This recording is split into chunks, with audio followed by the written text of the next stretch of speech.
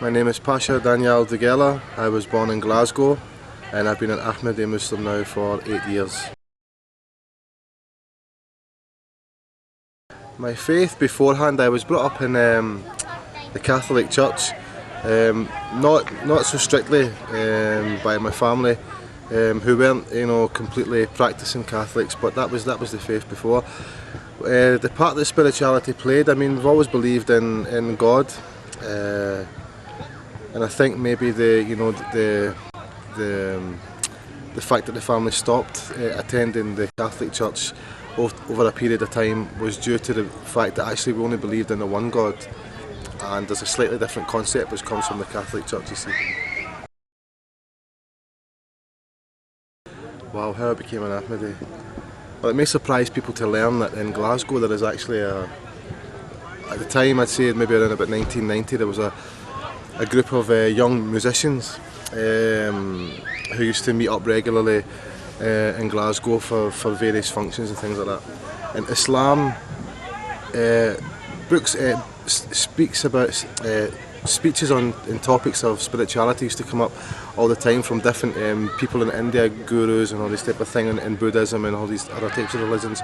And Islam came through, and the type of Islam that actually came through to begin with was the 5% Nation of Islam, because some of the boys over there were actually of African origin in Glasgow. So they started showing books of Malcolm X and all the different things. And Islam suddenly took, with I'd say around 20, 30, a kind of core of people over in Glasgow, young men, even boys at that age, because we were 16, 17, 18 at the oldest. So over time, the interest used to come and go and wane and get stronger. And eventually I got a hold of a book, The Mystics of Islam, by one Sufi scholar. And I thought, this is too deep for me, I can't read this, even though I knew there was something about Islam which was quite enticing and seemed very, very real. I was actually beginning at the end levels instead of learning the basics, but at that time I didn't know how to learn the basics or where to go to learn the basics. So after a few years again, a few more visits to places in Europe and stuff like that, came back to Glasgow and visited the Central Mosque in Glasgow. And the reception there wasn't the greatest. There was a lot of kind of suspicion. What are these young white boys, Glasgow boys, doing here all of a sudden with no invitation, no anything? But somehow from that day, something about Islam stuck with me, even though whether it was the kind of awe-inspiring thing of the mosque, the kind of grand mosque in Glasgow, or who knows. But anyway, it stuck with me, and again, after a while, the interest kind of faded away again. It wasn't until my good friend, one of boy Sabah Salam, he actually, ourselves, we began to talk about Islam and life a lot more, what the meaning of life was, where it was all going, things like that. And he actually told me that he had met one Dr. Muzaffar Ahmed, who's now based in Scunthorpe Jamaat, and he said, now you have to come and you have to listen to what this man has to say about Islam. So the night before I was due to go there, he met up with me, Sabah that is, and he gave me one book, Review of Religions, and on the front cover was the picture of Promised Messiah, and all he said to me was, here is a book, please read this chapter. And before you do, I should let you know that this is the second coming of Jesus. Now to me, it cleared up everything immediately. There was no need actually to read the chapter. One of the things I realised at that time was this is one of the things that's possibly held me back from becoming Muslim earlier, was the story about Jesus, because in Christianity and Catholicism especially, there are very strange kind of things attributed towards the story of Christ. And when I went to develop my kind of understanding of Islam, I found that they were no clearer with the Orthodox Muslims. So when it was explained to me that Jesus had died a natural death, and this was actually the second coming of Jesus, not in person but a spiritual resemblance, the same office of Jesus, straight away I knew this man is Messiah and Mahdi. There was no need, nothing could have dragged me away from that belief. So I went to sleep that night, woke up the next morning, met up with Sabah, and we went to the mosque. But what Sabah had forgot to tell me, or he left out, was that actually 6 days before he himself had become Ahmadi Muslim. But he never told me this at the time.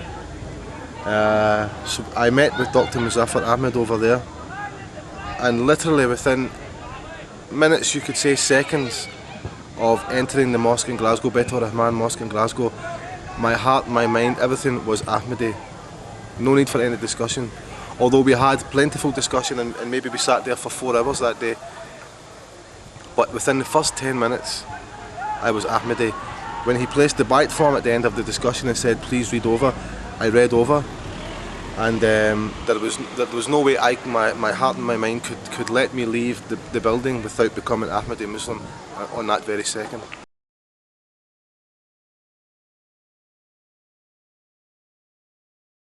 Alhamdulillah, family and friends were absolutely fine. The reason possibly is because they knew this was coming, you see. They had obviously, being younger, your mum is in cleaning up your room and all this type of thing, and she used to find these books about Islam and these papers on Islam and Islam this and Islam that. And I used to try and discuss with her in my own very limited knowledge and maybe some kind of fashion about Islam. But the biggest thing you could say is that when I went to the mosque that day, my wife, who wasn't my wife at the time, she met me after that in the evening, and she said, okay, how did you get on today at the mosque? And I said, well, I have become a Muslim. And her first words were, oh my God. And I said exactly, oh my God. So that was the most adverse reaction. There was nothing, but to make you understand, or to make everyone else understand, alhamdulillah, my wife became an Ahmadi almost, I think only 2.5, 3 months after that. She saw the change. I explained the beliefs very, very simply and very nicely, and presented Ahmadiyyat the way Ahmadiyyat should be presented, and she had absolutely no trouble at all in becoming Ahmadi herself. And alhamdulillah, again, her family, my family, have had no bad reaction at all. If anything, they have only been positive, and they themselves, I think, deep in their heart, they know that the Ahmadiyyat is ultimately the truth. How have I benefited? It may sound kind of like a cliche for people, but to understand, those who have been Ahmadi their whole life, for ourselves, for myself, it's almost, I became an Ahmadi when I was 24, 25 years old, and even though I thought life was good and it was fun and all this and all that, at the moment of becoming Ahmadi, you can see that you are living your life with the lights switched off.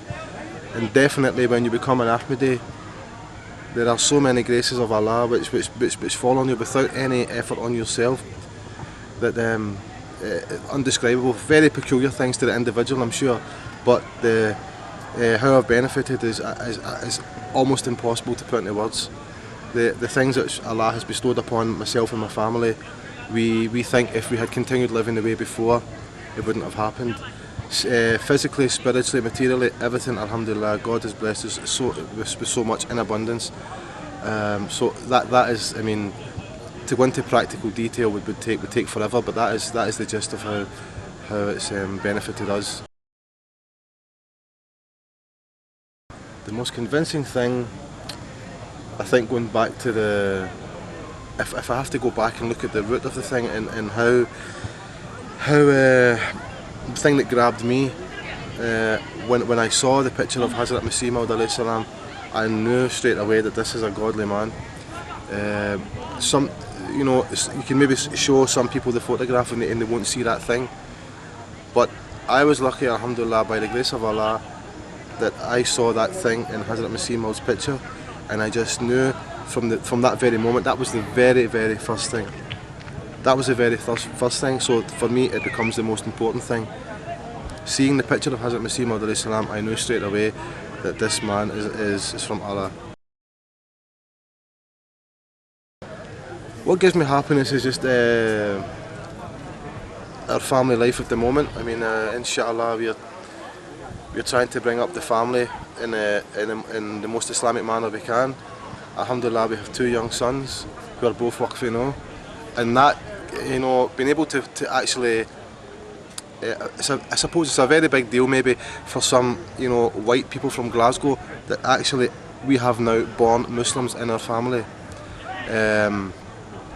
For Allah to grant us the status in our family that we actually have some born Muslims in our family is very, very, it's a very nice feeling. And obviously when you see these functions like Ijtema and Jalsa salana on the other side as well, it's very hard to break up the Ahmadiyyat into different, you know, pigeonholes and say, okay, this thing is here, this thing is there. Ahmadiyyat as a whole is very, very pleasing and gives huge benefit.